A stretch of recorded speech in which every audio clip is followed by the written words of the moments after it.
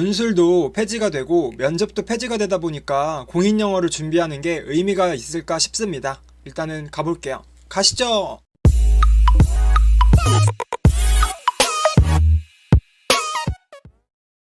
네, 안녕하십니까, 범스타입니다. 오늘은 여러분들의 올해 편입 트렌드에 대해서 말씀을 드릴까 하는데요. 우선은 몇몇 대학교의 편입 전형이 바뀌었다는 소식이에요. 그래서 어떤 게 바뀌었냐 이거에 대해서 알아보면은 일단 동국대학교가 대표적으로 엄청나게 크게 변화를 했습니다. 일단 동국대 같은 경우는 편입영어를 보지 않았고요. 공인영어 성적 기반으로 인원을 모집하는 그런 대학교였는데요. 상세하게 말씀드리면 1단계에서는 공인영어 성적이랑 전적대 성적을 봤고요. 2단계에서는 1단계 성적과 그리고 추가적으로 면접을 동반해서 인원들을 모집을 했습니다. 기존에는. 어느 정도 문제점은 있긴 했어요. 1단계에서 공인영어 위주로 이제 평가를 하다 보니까 학생들이 해가 지남에 따라서 고득점자들이 너무 많이 몰리는 거예요. 그래서 학과 불문하고 대략적으로 토익이 950까지 커트라인이 형성되는 모습을 볼 수가 있었는데 이런 부분들이 조금 문제점이 있었죠. 그리고 그 커트라인이 계속 올라가고 있었는데 바로 그때 올해는 확 바뀌었습니다. 그래서 1단계에서는 여러분들이 기존에 알고 있는 편입 영어 수학 필답고사 있잖아요. 그거를 통해서 모집을 하고요. 2단계에서는 1단계 성적과 그 전적대 성적을 합쳐서 모집을 하게 됩니다.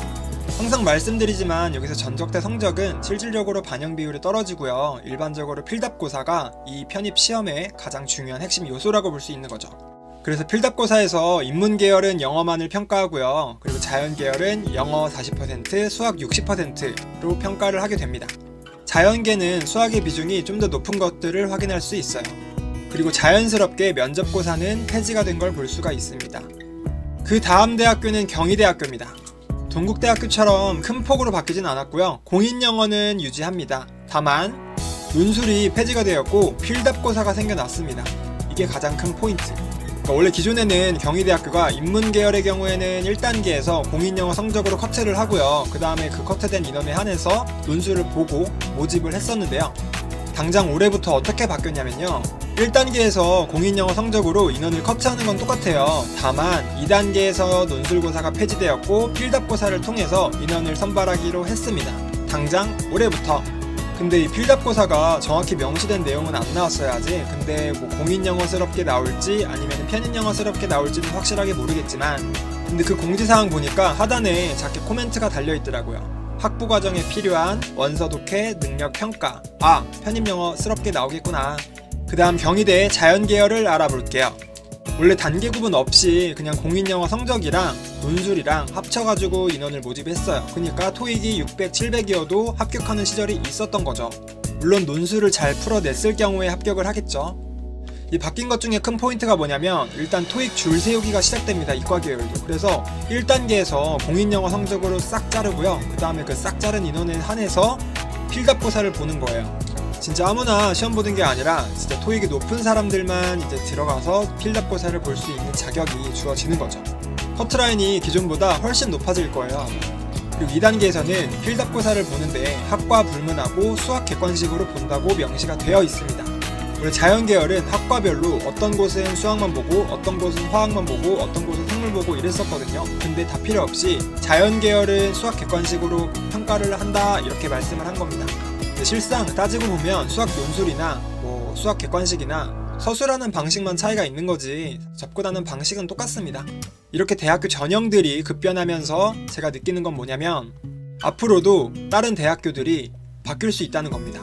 물론 뭐 지방거점 국립대학교까지는 변하지 않겠지만 동국대, 경희대가 바뀌는 걸 보고 기존의 토익을 반영하던 성신여대 같은 대학교들이 있죠. 이런 대학교들도 언제 바뀔지 모르는 거예요. 그리고 또 웃겼던 게 뭐냐면 경기대학교도 원래는 편입 영어에서 공인영어로 바꿀게요 이렇게 선언을 했었거든요. 근데 3월 31일 날 동국대학교에서 편입 전형이 바뀐다는 그 공지사항이 올라온 날 마치 짠 것처럼 경기대학교 공지사항에 글이 하나 올라옵니다.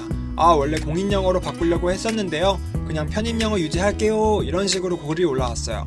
그래서 일단 올해 편입 트렌드는 필답고사라고 볼 수 있습니다.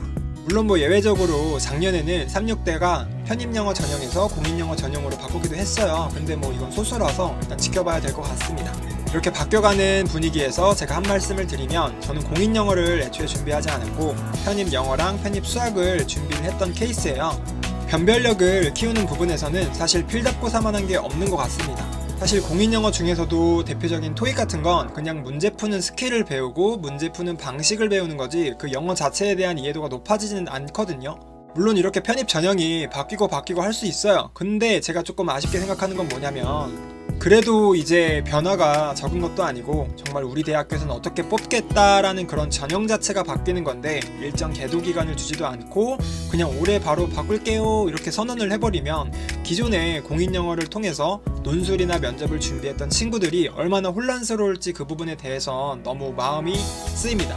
물론 편입영어 준비하는 친구들에게는 좋은 기회라고 볼 수 있지만 저는 그래도 공인영어를 준비했던 친구들에게 마음이 좀 더 쓰이더라고요. 특히나 올해는 좀 분위기가 뒤숭숭하잖아요. 대형 학원들도 스톱을 했고요.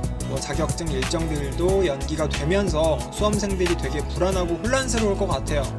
그래도 여러분들이 지금 모두 똑같은 상황에 있는 거고요. 이런 분위기에 일희일비하지 말고 잘 헤쳐나갔으면 하는 바람은 있습니다. 이렇게 해서 올해 편입 트렌드에 대해서 알아보는 시간이었고요. 해당 영상을 통해서 여러분들이 꼭 어떻게 준비를 해야 될지 확인해보는 시간이 되었으면 좋겠습니다. 지금까지 영상 시청해주셔서 감사합니다. 감사합니다.